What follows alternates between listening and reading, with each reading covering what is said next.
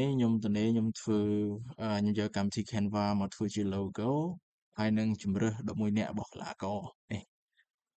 logo សាលារៀនបើយើងធ្វើតាម Photoshop វាយូរហើយពិបាកហើយទាមទារជំនាញច្រើនដើម្បីធ្វើតែបើយើងធ្វើតាម Canva វាលឿន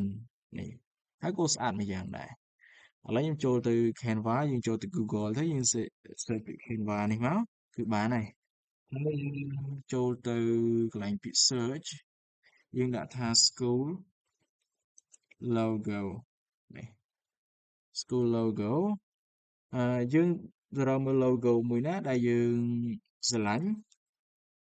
ហើយយើងយកមកកែយកមក edit វាណាឧទាហរណ៍ថាយើងស្រឡាញ់ logo មួយនេះណាយើងចុចមកហើយយើង customize យើងចុចកន្លែងនេះណានេះហើយយើងអាចកែវាបានហើយចាំបន្តិចនេះឥឡូវយើងបានហើយអញ្ចឹងនេះ base education in town នេះយើងអាចដូរទៅជាអ្វីដែលយើងចង់សរសេរមកអានេះគេ ESTD អានេះ establish ឆ្នាំគេបង្កើតឆ្នាំណាឧទាហរណ៍ថាយើងដាក់ឆ្នាំ2000ឧទាហរណ៍ណាបាទនេះជាឈ្មោះសាកលវិទ្យាល័យគេអញ្ចឹងយើងលុបអាហ្នឹងយើងដាក់ជារបស់យើងវិញមកឥឡូវយើងដាក់ទៅជា A B C University អញ្ចឹងណានេះអញ្ចឹងយើងបានប៉ុណ្ណឹងអត់មានពិបាកទេយើងបាន logo មួយដ៏ស្រស់ស្អាតឥឡូវយើងចូលទៅមួយទៀតគឺ line up កីឡាករចំនួន11នាក់ក៏មិនមានអីពិបាកដែរឥឡូវខ្ញុំចុចចូលទៅចាំបន្តិចចុច home យើងចុចទៅសារដើមវិញណាយើងចូលទៅយើងសរសេរពាក្យ line up នេះ line up សម្រាប់លោកគ្រូអ្នកគ្រូណាដែលដឹកនាំកីឡាករប្រកួតទៅតាមសាលាតាមវិទ្យាល័យអីអត់ពិបាកធ្វើទេហើយយើងយកមួយនេះមកហើយដាក់ឈ្មោះកីឡាករឈ្មោះអីចឹងទៅលេខកីឡាករនេះកន្លែងណាយើងមិនពេញចិត្តយើងលុបចេញទៅរកលេខ15កីឡាករយើងជាក់ស្ដែងមិនមែនលេខ15ទេរកលេខ7ហើយកីឡាករឈ្មោះ Ronaldo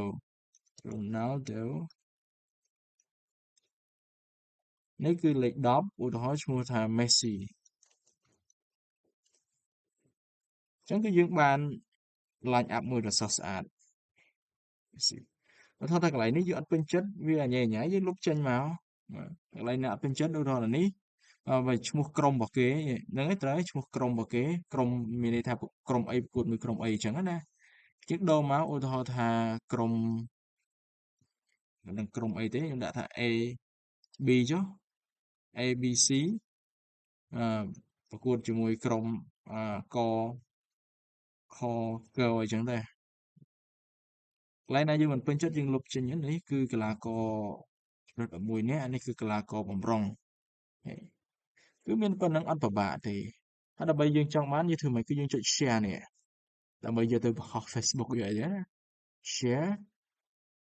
ហើយយើងចុចទៅលើពាក្យ download នេះយើងចង់បានជានេះយើងទៅកំណត់ឡើងនេះយើងចង់បានជា file ជា picture ជារូបភាព PNG ឬក៏យើងចង់បានជា PowerPoint PowerPoint នេះយើងអាចកែបន្ថែមបន្ថយទៀតនៅក្នុង PowerPoint ណាខ្ញុំចង់បានជារូបភាពហ្នឹងហើយអញ្ចឹងខ្ញុំចុច download មកបាទនេះឥឡូវ download បានហើយយើងចុចទៅមើលទីមើលចង់ដឹងវាមិនមកហើយអញ្ចឹងគឺយើងបានបាទយើងអាចយកទៅបង្ហោះយកទៅអីមកស្អាតហើយលឿនទៀតអត់ពិបាកទេហើយមួយវិញទៀតគឺយើងធ្វើជាយើងបង្កើត slide ណាដោយប្រើ AI ដោយប្រើឧទាហរណ៍ថាយើងបង្កើត slide ធ្វើបទបង្ហាញទាក់ទងទៅនឹង AI អញ្ចឹងណាអញ្ចឹងយើងចុចចូលមកខ្ញុំដាក់ថា AI យើងអាចធ្វើជា AI ធ្វើជាដូចយើងផ្សព្វផ្សាយពាណិជ្ជកម្មអីមួយអញ្ចឹងណាបានអត់ពិបាកទេស្រួលមែនទែនហាមិន AI សុំទោស AI នេះយើងស្រឡាញ់មួយណាយើងយកមួយនឹងមកហើយយើងគ្រាន់តែដូរអ្វីដែលគេសរសេរហ្នឹងដាក់ទៅជារបស់យើងមកបានហើយមានច្រើនមែនទែនមានច្រើនហើយខ្ញុំសាកយកមួ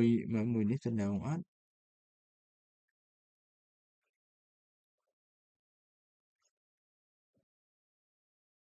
បាទឥឡូវឧទាហរណ៍ថាខ្ញុំពេញចិត្តរូបមួយនេះខ្ញុំចុចចូលមួយនឹងមកហើយខ្ញុំ customize យើង customize មកយើងនឹងឃើញ slide បែបនេះហ่ะអញ្ចឹងបទបង្ហាញនេះតាក់ទងទៅនឹង AI អញ្ចឹងយើងទៅសេមកឧទាហរណ៍នេះឈ្មោះសាលាឈ្មោះអីអញ្ចឹងណាប្រធានបទដែលយើងត្រូវទៅសេប្រធានបទដែលយើងធ្វើបទបង្ហាញអានេះយើងសាច់លើយើងដូរតែអានេះឧទាហរណ៍ថានរណាជា presenter ជាអ្នកធ្វើបទបង្ហាញឧទាហរណ៍ថា presenter នរណាគេហើយយើងដាក់ឈ្មោះយើងទៅណាឧទាហរណ៍ខ្ញុំដាក់ឈ្មោះខ្ញុំអញ្ចឹងទៅកន្លែងនេះឧទាហរណ៍ថាឈ្មោះសាលារបស់យើងចេះសេមក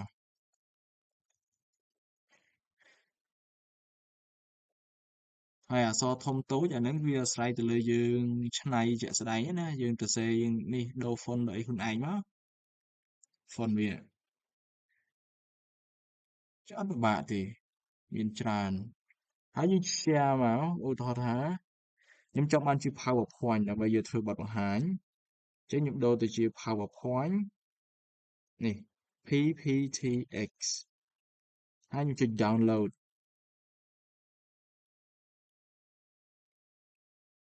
នេះ down ចិត្តបានហើយ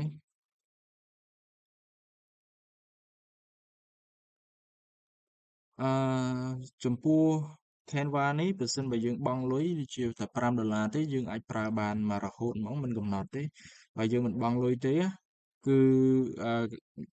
មួយចំនួនគឺយើងប្រើបានទេមានន័យថារូបភាពមួយចំនួនណាខ្ញុំលើកឧទាហរណ៍ចេះសំចាំតិចមានន័យថាមាន3 4អីចឹងពេលខ្លះបើសិនជាវាលោតពាក្យ Pro នៅកន្លែងនេះគឺយើងប្រើបានទេអាហ្នឹងបើយើងអត់បង់លុយណាមានន័យថាឲ្យតែslide ណាឬក៏អ្វីដែលល្អស្អាតវាអត់ឲ្យយើងប្រើប្រាស់ទេបើយើងបង់លុយទៅបង់តែ$5ទេគឺយើងអាចប្រើប្រាស់បានទាំងអស់ដូចរបស់ខ្ញុំអញ្ចឹងខ្ញុំបង់លុយខ្ញុំតែ$5ទេប្រើមួយណាក៏បានដែរអញ្ចឹងណាបើ account ធម្មតាអត់មិនមែនជា Pro របស់ខ្ញុំ Pro ណាខ្ញុំប្រើបានច្រើនប្រើបានទាំងអស់ហ្មងបើ account ធម្មតាប្រើមិនបានទាំងអស់ទេវាលោតពាក្យ Pro មកគឺយើងអាចចូលមើលបានទេកន្លែងហ្នឹងណាអញ្ចឹងត្រឡប់ទៅកន្លែងអ្វីដែលខ្ញុំ download វិញគឺនេះអញ្ចឹងយើងបាន slide មួយសស្អាត